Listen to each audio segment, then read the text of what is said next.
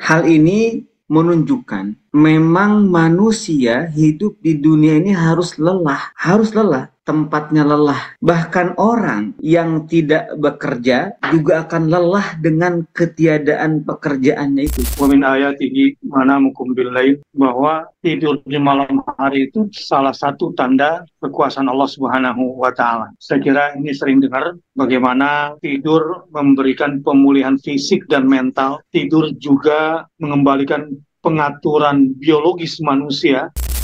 Memang melihat ayat ini walaupun pendek harus melihat dari sudut yang luas ya. Kosakata, sastranya, susunan kalimatnya, baru kemudian mukjizatnya dari berbagai arah.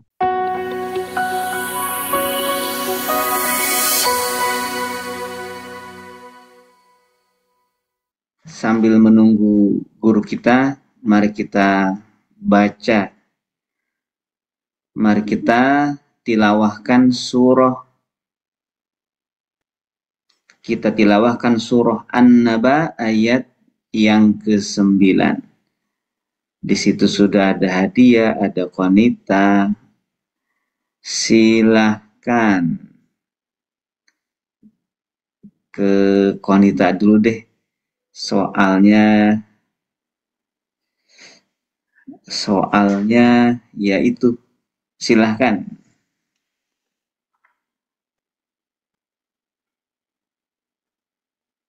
Assalamualaikum Ustaz. Waalaikumsalam warahmatullahi wabarakatuh. A'udzu billahi minasyaitonir rajim. Bismillahirrahmanirrahim.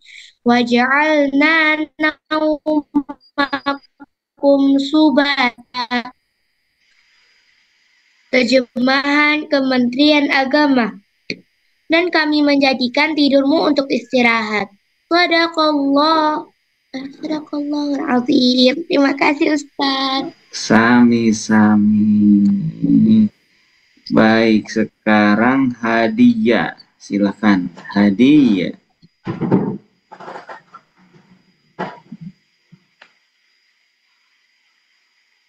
Assalamualaikum Ustaz. Waalaikumsalam warahmatullahi wabarakatuh. A'udzu billahi minasyaitonir rajim. Bismillahirrahmanirrahim. Waja'alna naumakum subata. Terjemahan Kementerian Agama. Surah An-Naba, surah ke-78 ayat ke-9. Dan kami menjadikan tidurmu untuk istirahat. Shadaqallahul azim. Terima kasih Ustaz. Sami-sami. Baiklah, sudah kita dengarkan bersama tilawah surah An-Naba ayat 9. Kita langsung saja ke guru kita. Baik Ustaz. Baiklah, hari ini kita akan masuk ayat 9. Ya, karena masalah pasangan kemarin masih terus menggelayut, kita pindah dulu. Ya. Dan sekarang ayat 9 sudah dibacakan tadi. Waja'alna naumakum subata. Ada 3 kosakata di situ. Waja'alna, kata Tuan Hasan, dan kami telah jadikan naumakum, tidur kamu itu, subata, untuk berhenti lelah. Luar biasa ya. Mungkin itu yang para dokter bilang istirahat paling berkualitas adalah tidur. Ya, istirahat paling berkualitas adalah tidur. Subat. Dan memang kalau saya pribadi sangat merasakan. Nah, bagaimana dengan kena penyakit gula ini yang memang bawaannya pengen tidur? Maka itu masuk kategori subata. Dan bagaimana si tukang tidur ini? bangun tidur, tidur lagi, habis bangun, tidur lagi, bangun, tidur lagi. Nah itu, apakah itu masuk kategori subata ya dalam ayat ini? Wa ja'alna naumakum subata. Dan kami telah jadikan tidur kamu itu untuk berhenti lelah. Kita lihat Buya Mahmud Yunus.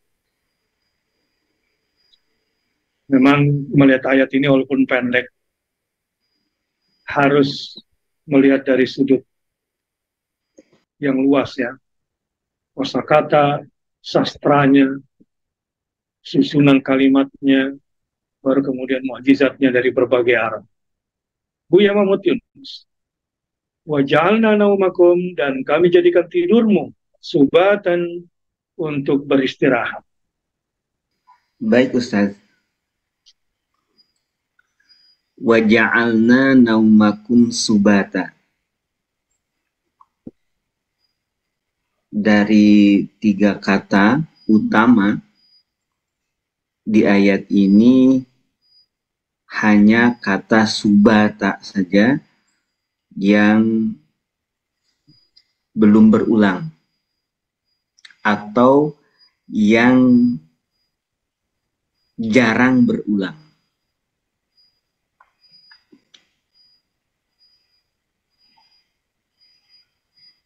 Sedangkan kata waja'alna itu dari sebelumnya sudah ada kata alam naj'al, dan di sini waja'alna, dan kami telah menjadikan.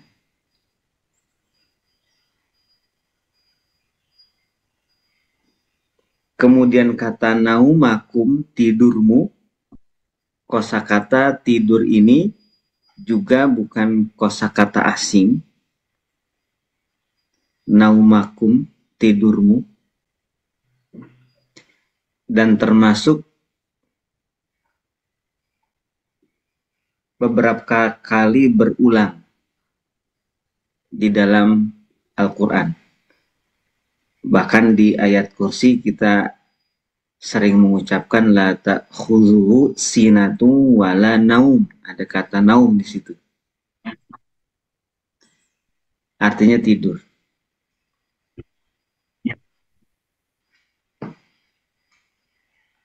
Tuan Ahasan menerjemahkan kata subatan itu dengan berhenti lelah.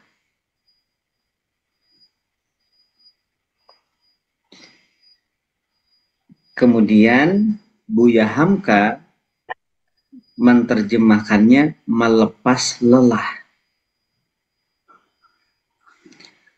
Adapun Buya Mahmud Yunus dan Tengku menerjemahkannya istirahat.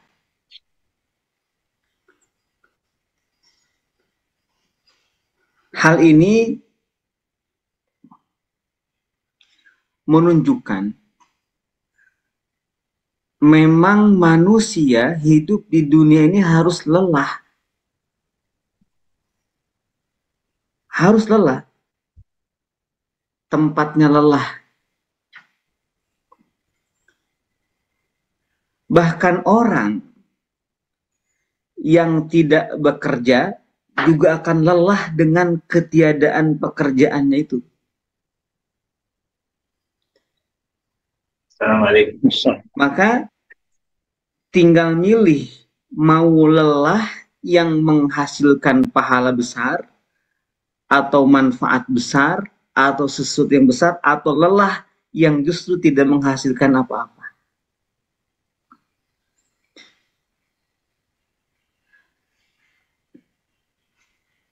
Karena hidup di dunia ini tempatnya lelah, dan akan terus lelah sampai akhir hayat, maka Allah memberikan suatu nikmat. Bahkan nikmat ini bukan sekadar nikmat biasa, tetapi ayat, tanda kekuasaan Allah, yaitu tidur.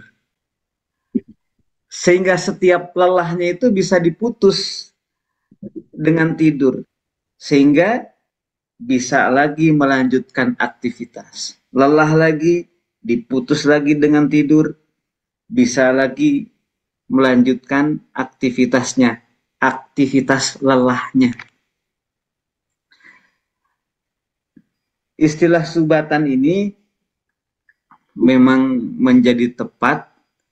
Kemudian para ulama, dalam hal ini kita mendengar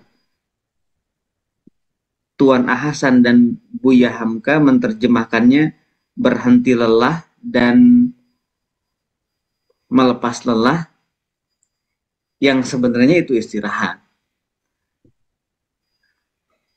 Namun kalau istirahat ini kan itu dari bahasa Arab, istirohah gitu. Jadi rohatun. Rohatun itu bahasa Arab. Jadi bahasa Indonesianya istirahat apa sih sebenarnya? Kan istirahat itu bahasa Arab, istirohah, ya.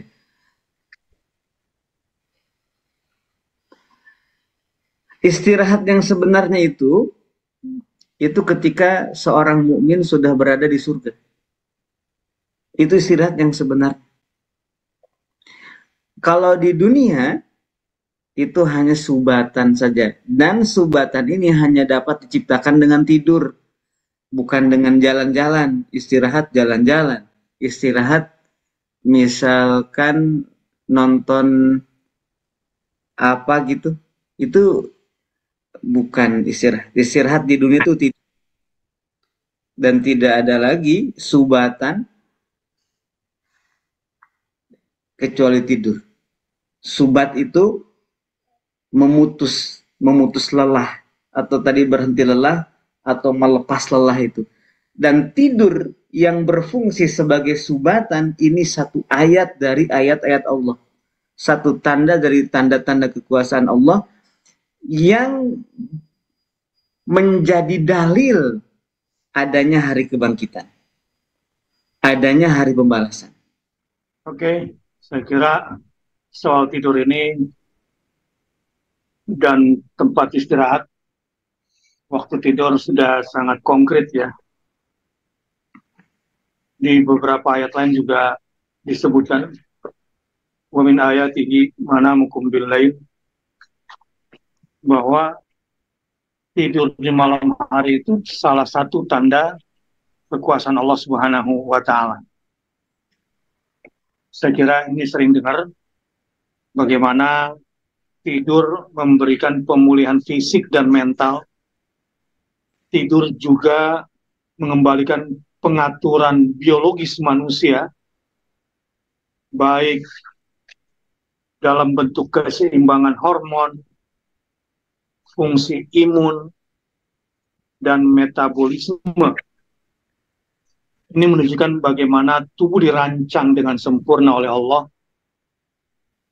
dan untuk memanfaatkan waktu istirahat dengan sebaik-baiknya. Jadi, setiap kita jangan zalim sama badannya,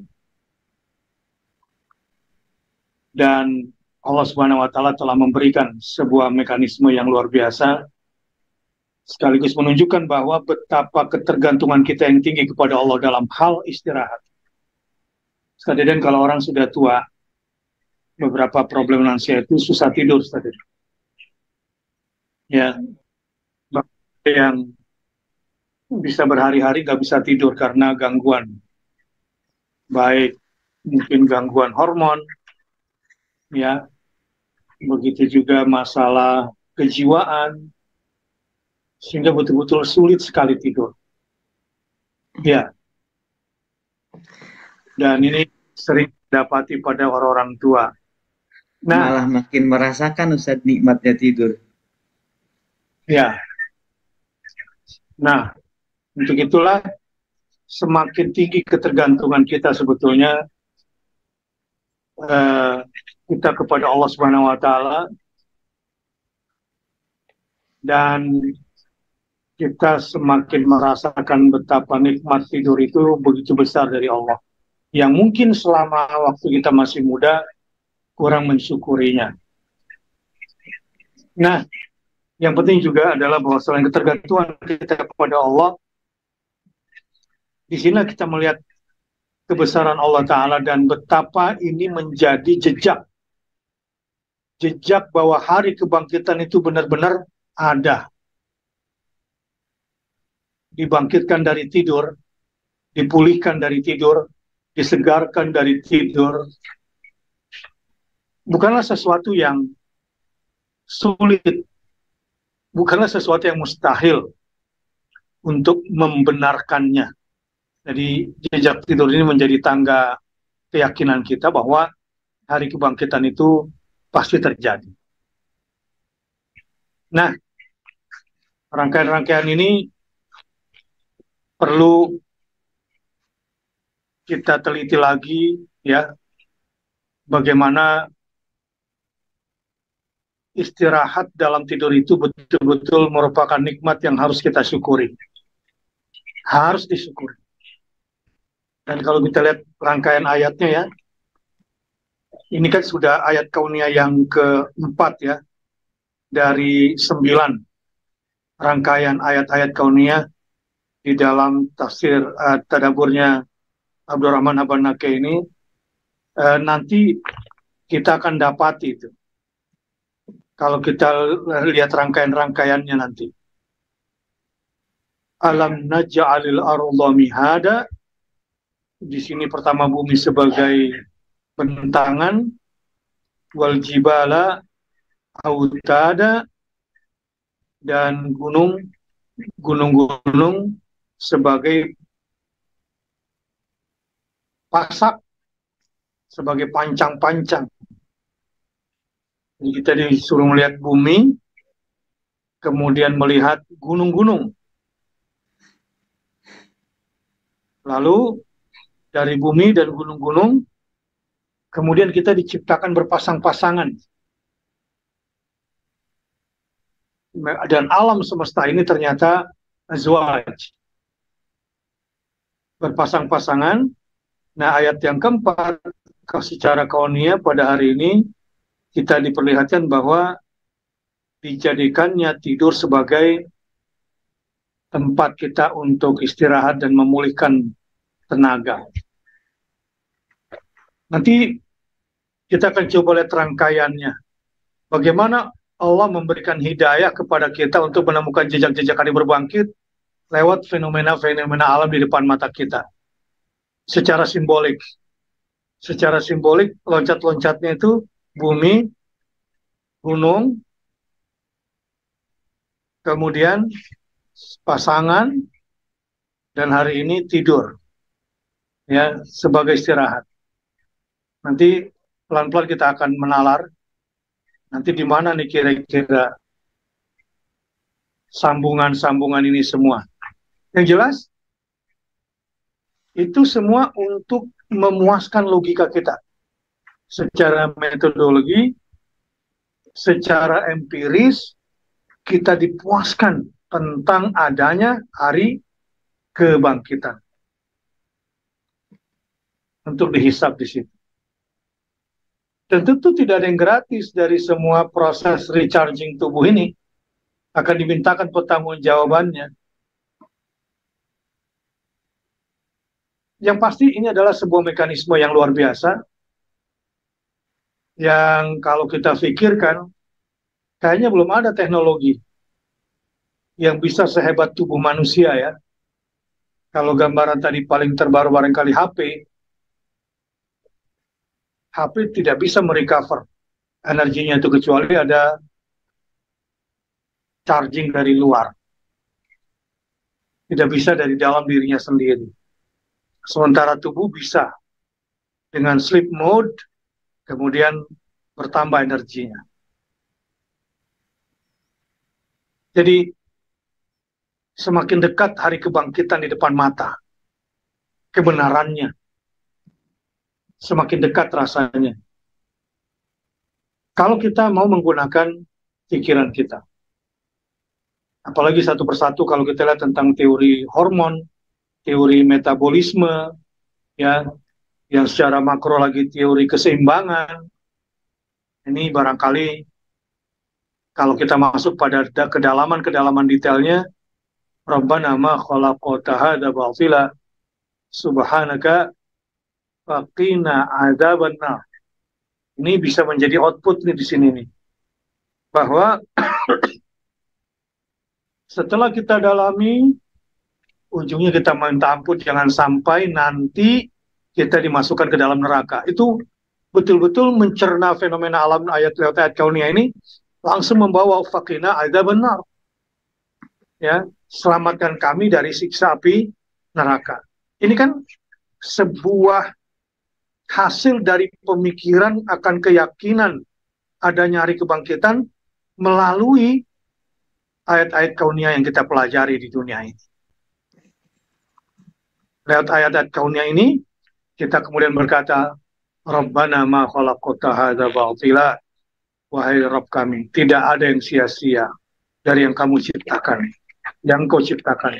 Subhan, Maha suci engkau ya Allah. Lalu kita beriman kepada hari akhirat, tapi to the point. Faqina adzabannar. Lindungilah kami dari siksa api neraka. Demikian pada hari ini tadaburnya, semoga bermanfaat buat kita semua dan mudah-mudahan semakin bersemangat memanfaatkan 10 hari Arafah ini. Moga-moga kita terpilih sebagaimana diriwayatkan oleh hadis Bukhari. Tidak ada hari sebanyak hari Arafah di mana Allah Ta'ala membebaskan manusia dari siksa api neraka.